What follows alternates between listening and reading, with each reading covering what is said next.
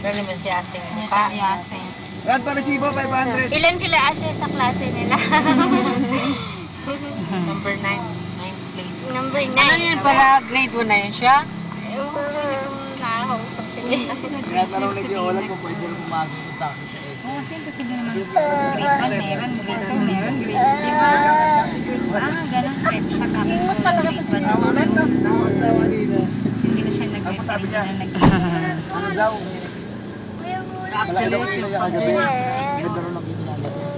Sabing gano'n. Ewan ko nga, bakit nawala agad eh. Parang ano tong wala ng profit na shoes ni JB. Okay. Ng shoes mo. Momo nga yan eh.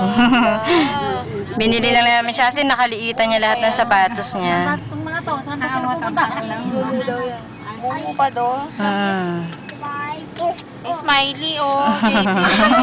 Butterfly. Kaya pala may butterfly sa ilalim kasi Momo. Wag daw, ako nagagalit. Naintindihan mo ba? Eh, product ng Quezon Ano? City kasi ano eh. Meron? Smiley. Ah, ganon. Kay Belmonte yan.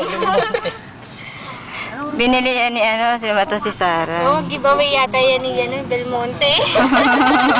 JB oh. Dito oh. Pagka-uwi na lahat, diretso na. Tingnan ko nga, ang shoes ni JB. Pinagtatawanan nila yung shoes ni JB oh. Ang init.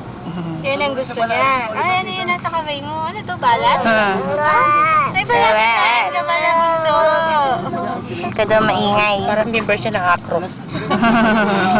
Baka mapagkamali ang tatuyan. Ganyan ang kulay. Uy, yung milk niya ba yung ano, ay, niloloko niya yung ano. Baka mamaya, madungis. Oh, nagalit. Sinisigawan mo kami, ha? Ano ka? Magaling na, pero kagabi, matamlay. Nagpapaula. Tama na nga, ma. Lim-lim.